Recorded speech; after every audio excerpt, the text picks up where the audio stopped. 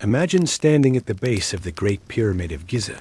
It rises nearly 140 meters high, with millions of stone blocks stacked upon one another as if defying gravity. Now, imagine trying to lift each multi-ton block to that towering summit without cranes, without wheels, without steel, without drones, without AI. Did the ancient Egyptians possess some lost technology? Or were they simply far more ingenious than we assume? In this journey, we will unravel the real methods used to raise stones skyward, from dense ramp systems and primitive levers to modern 3D spiral models, to finally understand how they moved stone into the sky. Part 1. Giza, the dragon asleep in the desert, and wraps around the pale yellow stones of one of the greatest structures mankind ever created. As the first rays of morning sunlight rise from the east, soft light slithers across the Egyptian desert. This is the Pyramid of Khufu, also known as the Great Pyramid of Giza. Standing at approximately 146.6 meters tall upon completion, Giza held the title of the tallest human-made structure in the world for nearly 4,000 years, until Lincoln Cathedral in England was built in the 14th century. To put that into perspective, it is roughly equivalent to a modern 48-story building or twice the height of the Statue of Liberty if you were to stack them upright. This structure is not a single solid mass. It is composed of around 2.3 million individual blocks, each weighing between 2 and 2.5 tons on average. Some special blocks, like the granite slabs in the King's Chamber, can weigh up to 70 or even 80 tons, equal to the weight of a modern battle tank. And all those massive stones were placed exactly where they needed to be in just 20 to 25 years. No digital tools, nothing but wood, rope, manpower, and the intellect of ancient humans. No cranes, no steel, no concrete.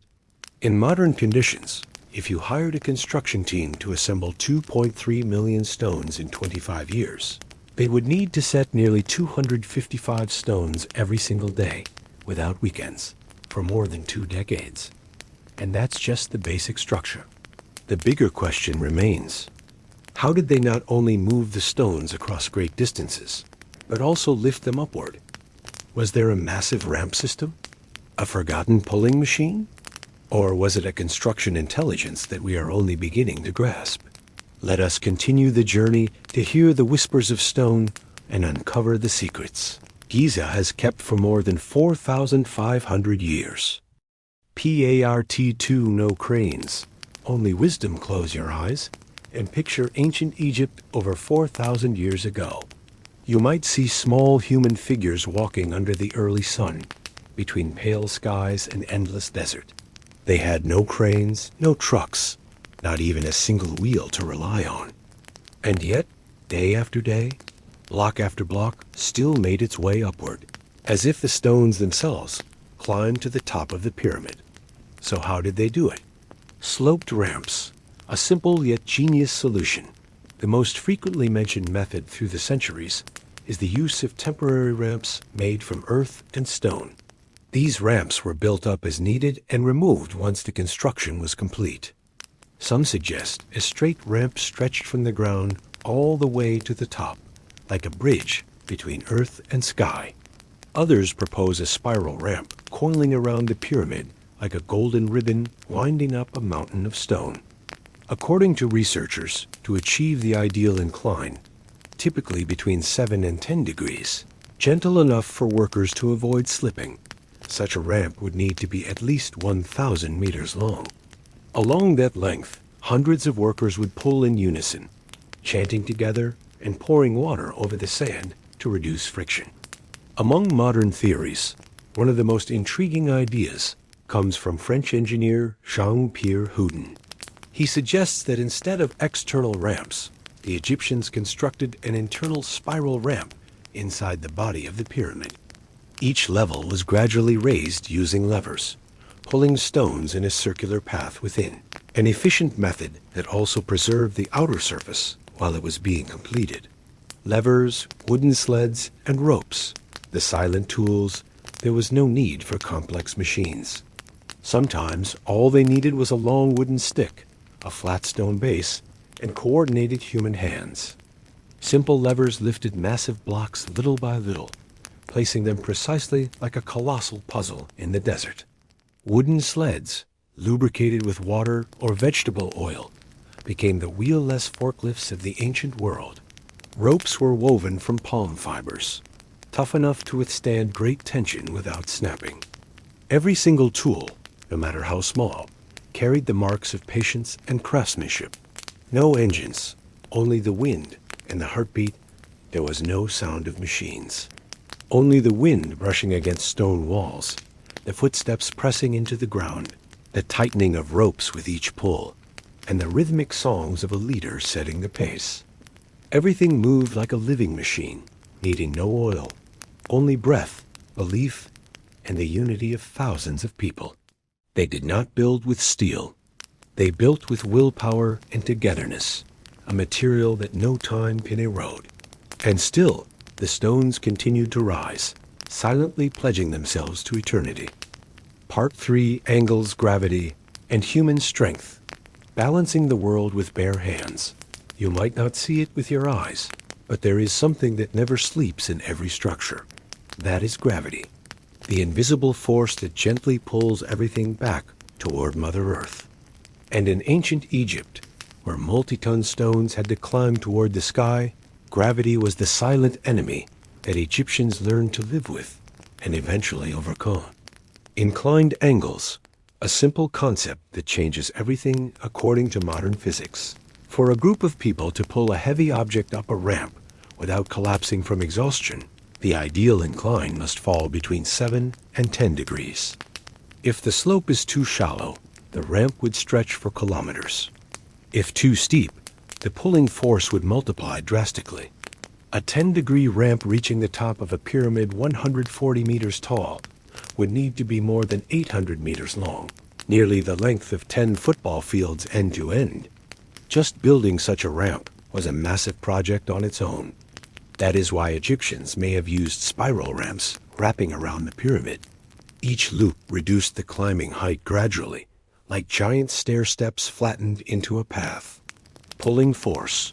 When humans become living levers, a 2.5-ton block, sliding on dry sand, would require more than 50 people to pull it. But if the sand is moistened with water, as shown in tomb paintings, the friction drops significantly. In 2014, physicists at the University of Amsterdam recreated this experiment. They proved that with properly dampened sand, the pulling force could be reduced by up to 50%. That means half the number of workers could get the job done. No wheels were needed. No advanced technology. Just by understanding the ground beneath their feet, the Egyptians found a way to turn even the dry sand into a powerful ally. Levers, sleds, and strength. Slow and steady precision. If pulling up a steep slope was too difficult, they lifted the stones bit by bit using long wooden levers supported by smaller stones. It was like a slow-motion upgrade system, deliberate, persistent, and methodical. A 2-meter long wooden lever, placed on the right fulcrum, could lift objects 10 times heavier than human strength alone. Combined with wooden sleds and tightly braided ropes, they did not carry the stones. They pulled them, like leading water back into the fields. Each movement, small, patient, and continuous, was a symphony of physics and humanity echoing across the endless desert. A world without steel, only the knowledge of nature's rules, no gears turned, no engines roared, only people who understood that if you cannot fight gravity, then you must walk with it. If you cannot make the stone lighter, then make the path longer, the sand slicker, the slope gentler. And if you cannot do it alone, then call upon hundreds of others. Sing together, pull together, until the massive block settles quietly in its destined place, as if it was born to be there. Part 4. Modern 3D Models. When science touches ancient stone, more than 4,500 years ago, the ancient Egyptians built the Great Pyramid of Giza without leaving behind a single blueprint. No paper, no sketches, no written explanation. only massive stones stacked together, silent and unchanging. But today, the modern world, with lasers, wall-penetrating radar, and 3D software, has begun to whisper to Giza, like decoding an unfinished poem carved in time. Radar and voids, hidden corridors no one had seen in the year 2000. A team of engineers and archaeologists began using particle detection technology called muon tomography. This technique scans through solid rock using cosmic particles, much like an X-ray for an entire pyramid. The results were astonishing. They discovered vast voids and chambers hidden inside the pyramid. These spaces had no known entrance and were not mentioned in any ancient texts. Some of these voids were arranged around the central axis of the pyramid, as if wrapping around its core. It was like a spiral path hidden within the stone, silently nourishing the heart of the colossal monument. Jean-Pierre Houdin and the ramp concealed in stone. Based on these findings, a French engineer named Jean-Pierre Houdin proposed a bold theory. He believed the Egyptians did not pull the stones up the outside of the pyramid, but instead pulled them up from the inside. According to him, the Egyptians first built the pyramid's inner core. Then they created an internal spiral ramp, wide enough to pull the stones upward, rising with each level. As each stone was pulled up, a new corridor was built around it, a hidden road, dark and quiet, but perfectly functional. Using 3D simulation software, Houdin reconstructed the entire structure. When compared with the radar data, every detail matched with astonishing precision. Modern technology is having a conversation with the ancient world. What is truly fascinating is that when the software was created, no one imagined it would be used to decode a pyramid. Yet now, what the ancient builders did not write on paper, they etched into stone. And modern science is learning to listen to that language. Every stone cut, every sealed corridor, every misalignment of a few millimeters, all of it is being fed into digital reconstructions, allowing us to step inside the pyramid without removing a single block. A whisper from the future, sent to the past. As you sit in the dark, watching a slow-spinning 3D model of the pyramid on a glowing screen, there is a moment when time itself feels irrelevant. Only the ancient and the modern remain one group built. The other understands, and perhaps that is why Giza still stands. Not just because it was made of stone, but because it connects two worlds through patience and curiosity. Part 5. They had nitrogen monoxide machines, but they had something stronger. When you stand in the endless sands of Giza and look up at those silent stones that have rested there for over 45 centuries, you begin to understand. This is not just a structure. It is a quiet declaration of what humans can do when faced with limits. They had no steel, but they had stone, rope, and levers. They had no engines, but they had human strength groups of pullers, teams of lifters, steady footsteps marching under the noonday sun. They had no magic, but they had mathematics, careful measurements, observations of the stars, and a level of precision we still cannot fully grasp with the naked eye. They had no cranes, but they had vision and willpower, a collective will that needed no words, a vision that reached beyond this life, because they believed what they built today was meant for the next world, for the divine, for eternity. They were not building for themselves.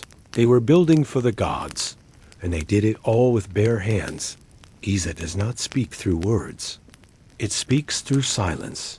Silence, like the sound of stone calling out to each new generation's silence. Like the steady breath of a construction site now asleep for thousands of years. And in that silence, if you listen closely, you may hear an echo from the past. We did not fly into the sky, but we pulled the sky down to the earth. Perhaps the greatest achievement of the pyramid is not its height, but its belief. The belief that when people are patient, when they are united, when they dream beyond their small lives, they can place stone upon stone until they reach eternity. Part 6. Spiritual power and faith in stone in the ancient world. There was no clear line between labor and belief, between work and ritual. To the Egyptians, every pull of the rope, every placement of stone, every fiber sliding through a calloused hand was an act of devotion, not merely construction, but service to the divine. To live was to prepare for death, and death was not an end, but a continuation. The Egyptians did not see death as a final farewell. They believed in the afterlife, a realm where the soul would journey through the gates of Osiris to live on in immortality. If judged worthy, that is why pyramids were not just tombs. They were maps of the soul. They were sacred boats that carried the king to the eternal world. Each stone was a prayer, each rising layer a step toward the light, and every worker, though unnamed, helped write a stone hymn that would last forever. Their sacrifice was not out of fear, but faith. Not all were forced. Modern scholars now agree that many pyramid builders were seasonal workers who labored willingly for honor and belief. They were well fed. They were buried with dignity. And on their graves, archaeologists found inscriptions calling them friends of the pharaoh. To build for the gods was to build for themselves. To place a single stone in that sacred place was to place their name in eternity. Giza is not just a physical monument. It is a sacred hymn carved in stone, a hymn that lasted 20 years, sung by tens of thousands, not with sound, but with sweat, with tears, and with unshakable belief in every layer of rock. We can still feel pain, pride, and the longing to reach beyond human limits. Maybe they never asked, how do we build this? But instead, what can I give? And the answer is still standing, quiet, proud, eternal, like the devotion of a civilization sent skyward. Final part, between sand and eternity. Some things never fade, even after thousands of years. The Great Pyramid of Giza is one of them, not just because it is massive or enduring, but because within each stone we still see traces of humanity. Not superhumans, not aliens, but real people of flesh and bone, of faith and patience. They had no cranes, no advanced technology, but they had something that even we sometimes forget today: perseverance guided by a purpose beyond themselves. Giza is not a miracle. It is proof of the wonders humans can achieve when they are united, when they understand nature, and when they dare to live for something greater than themselves. And so, amid the golden sands, beneath the harsh sun and desert winds, a dream made of stone rose to the sky, and it has never fallen. Thank you for listening. If your eyes are now closed in the dark, and you imagine yourself standing in the Egyptian desert, then smile, because maybe you too are walking the path of the ancient Giza workers, a path with no machines, only belief.